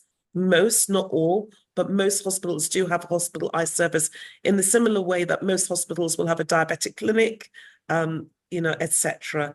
So they'll only be looking at people who've got conditions that require monitoring or treatment. Okay. So somebody said, my husband is on the Oxford Eye Hospital and his macular management is according to what you've described. So somebody is receiving that level of service somewhere else. Next question. I sometimes go to walk-in clinic at Moorfield when my GP refuses to refer me. Is that okay to do? The problem is that I trained at Moorfield, so I can say this. But like, for example, I work in London. There are more than 33 different hospital eye services in London, and not everybody can all go to Moorfields. There are out of hours hospital urgent eye care provision out of hours. And I think if you dial 111 or whatever, you should be able to find out where that is. We should only really be using urgent eye care for urgent things. If it is something urgent, then I think that's reasonable. But I would encourage you to go to your local hospital eye service rather than go to Moorfields, because most of us have been trained there anyway. So we've got the expertise, and you know, it's a bit like, you know, anybody who's got a problem with their child or going to Great Ormond Street, you know, there are, you know, pediatric services in other hospitals. Okay. Somebody's made a comment which I will take on board. We really do need to have more of these sessions. Let me just say to you in connection with that, whatever your views are about this session, and we'd appreciate it if you would share those thoughts in the chat, whatever they're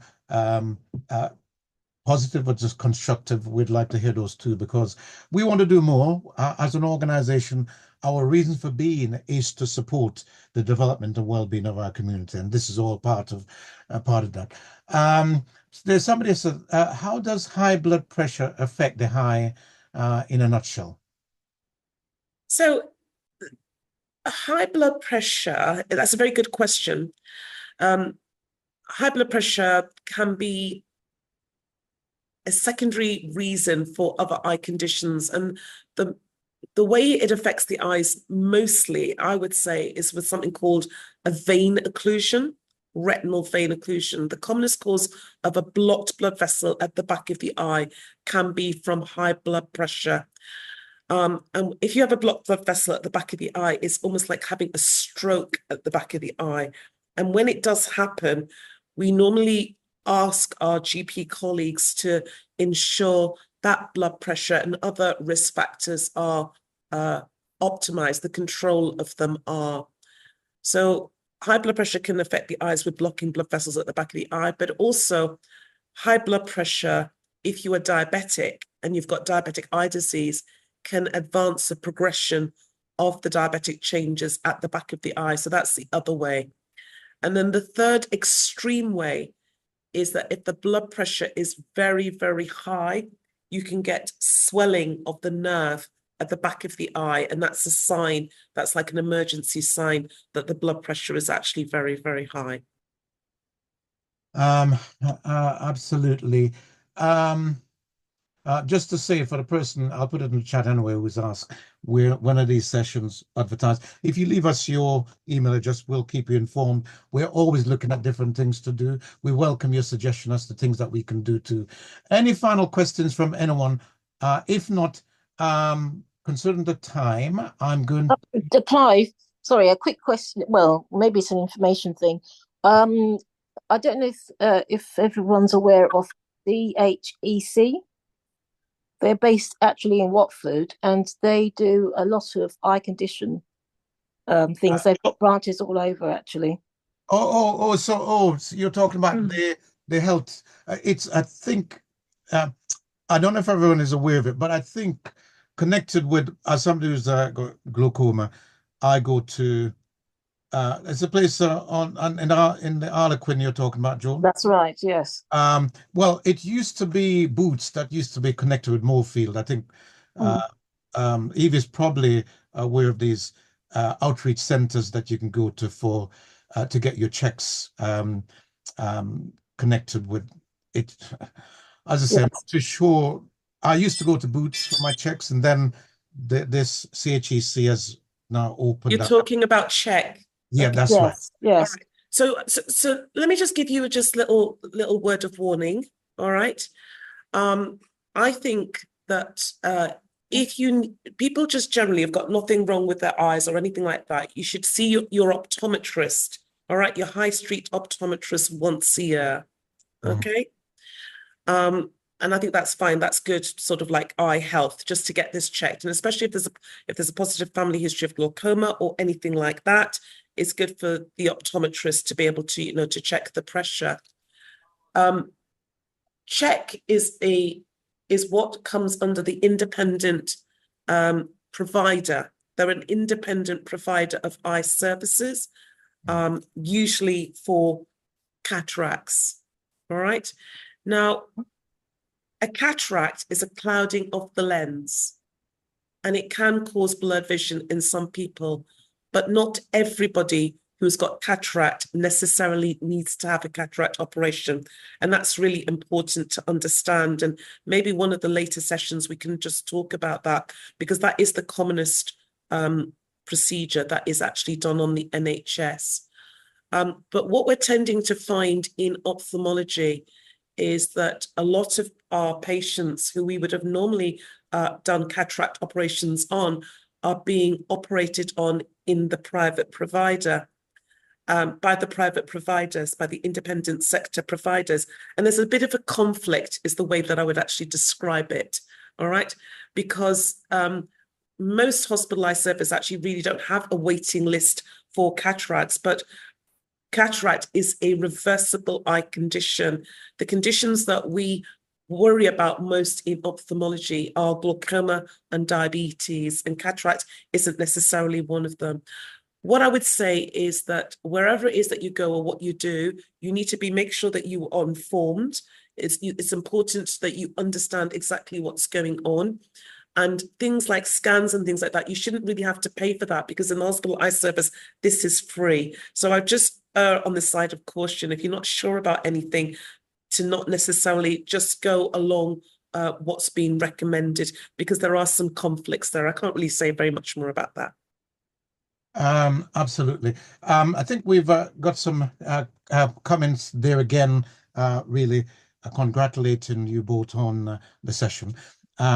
I'm particularly happy that you've accepted our invitation to be here, and I'm hoping the 70+ people, from judging by the number of people online here, share that thought, and certainly the sentiments that we can see in the chat is reflective of that. But I'd also, as I said earlier on, if people would like to say anything more, then please do put it in chat and we'll use it, because at the end of the year, when we reflect on what we've done and the impact it's got, then it's really helpful to have your comments and your observations to be able to share. Clive, yes. Clive. Yes. Sorry, really sorry to interrupt you. Can I just say 3 things? Is that okay? Well, no. So what I was going to do is ask you both to make any closing remarks that you'd like to have. But I just want to say that before I do that. So the 3 things were just to say, I've put the details about 2 ways that you can get hold of the book. Diabetes UK, as I say, Waterstones, WH Smith's, Amazon. I put Amazon and the Diabetes UK methods in the chat. I've put the link on Diabetes Africa to the handbook about foot care as well, so that's in the chat. And if you are a healthcare professional, I want to say, when you go to the Diabetes Africa website, you will see some information about a forum that we're doing on the 28th of November about advancing equity in diabetes care for Black populations, so African Caribbean heritage populations. That's on the 28th of November, but that's for healthcare professionals. And before I say the last thing, I want to celebrate Miss Evelyn Mensah, who is going to be the incoming president of the ophthalmology section of the Royal Society of Medicine. That's why she's at the Royal Society of Medicine so late tonight. And I want to celebrate that. And she's just, as I say, a wonderful, courageous, anti-racist campaigner. But in addition to that, she is also the incoming president of the ophthalmology section of the Royal Society of Medicine. So I would like to say, celebrate Miss Mensah, of course, always. Okay. And I'll just leave you with, each one teach one. As I said, it's an African heritage proverb. Each one teach one, spread the information. Don't keep it to yourself. Let's keep our communities healthy. Yeah. Move more, do more. We know better, so let's do better. Well, as we say, well, let me just say this. The theme for Black History Month is effectively very much about that. It's because we're talking about reclaiming the narrative, and Evie, keep on doing it. I think Dr. Joan, you made reference at the beginning to where this all started. And one of the things that we don't do enough of is celebrate our contribution. And this is something that we need to do. Evie, did you want to make a final observation before I just say one or two other things? I just wanted to say thank you so much for inviting me to talk to everybody. I honestly believe that, I mean, I didn't really talk about the issue that I seem to be managing every single day. Clive, we were talking about systemic racism amongst our patients and the workforce. And actually this morning I was advocating for a Black young doctor who is just being traumatized in our NHS and being treated. And I get this all the time, up and down the country, people coming to me who are experiencing the most horrific systemic racism and anti-Blackness within the NHS, whether they're doctors, whether they're nurses, whether, whatever, within the NHS. And I will do everything in my power to advocate and to provide the knowledge to keep us safe in this environment. And as I'm sitting here in the RSM library with all these pictures of all these dead white men all around me, just keep me in your prayers, all right? Because being in spaces like this can sometimes be, and I hate saying I'm the first for anything, because when you're the first, that means you've got a target on your back, right? You've got a target on your back. And what I'm hoping to do is to be able to ensure that eye care is equitable across the board, that our community is informed and they understand what's going on, that they have the knowledge and the expertise to ask the questions they need to ask of the healthcare professionals if they're not sure about us. So as I keep on saying, my strapline is by us, for us, because we can't wait for the system, to catch up and reduce those disparities. We've got to just do that ourselves. So once again, thank you so much for inviting me to speak this evening. The honor is all ours, and the privilege. It has been super. Is the one disadvantage over the medium that we're using is that it's not so easy to express our appreciation in the way you would do in a in-person conversation. But if you look at the observations in the chat, which there are too many to go over, you will appreciate how people have valued the contributions that you've both made this evening.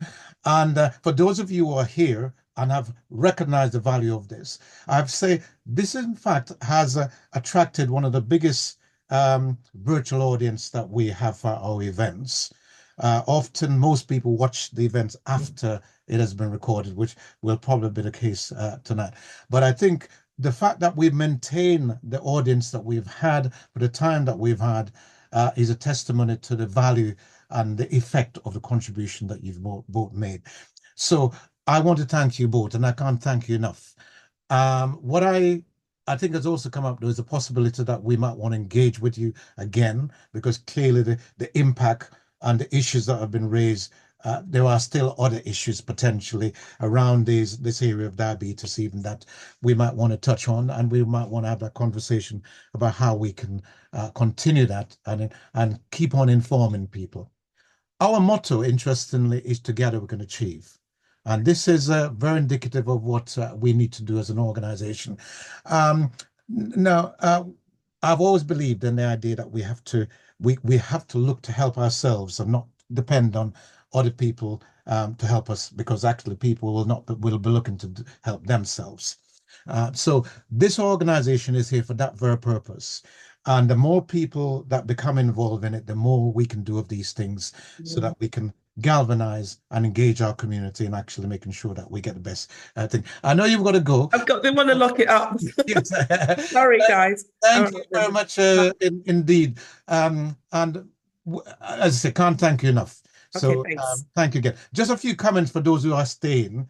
The rest of our program for Black History Month, there are some other things that are happening that will, I hope, will be just as impactful, that we're organizing ourselves. The next event of that nature is on the 15th of October, when we have an audience with Professor Dawn Edge, who will be talking about mental health strategies in difficult times. And times don't get much more difficult than they are now. She's a superb anti-racist professor too. So if you enjoyed tonight, please join us for that one again. There are other things that we do have that I'm going to stick to the ones that we've organized ourselves for now because of time. We've got a session looking at homelessness from our youth project, and we have a session on the 28th of October. So, by the way, the one on with Dawn Edge is on the 15th of October. On the 28th of October, we got a session on homelessness with Thrive. On the 30th of October, we have a session on dementia, not a session that should be. So if you're available, it's a daytime event. Our older people 50 plus group. If you're available between 11:30 and 2:30, drop down to ASDA for that. Another condition that's becoming very much more prevalent in our community. A couple of other things. On the 31st of October, we have a virtual quiz. You had a bit of quiz tonight. There'll be a lot more then. And on the 2nd of November, very much in keeping with what we've heard tonight, we've got a walk and talk session. So we've heard about the diet. Well, let's practice the exercise and come out walking with us in Castleberry Park. It's all on our website. The details of these activities.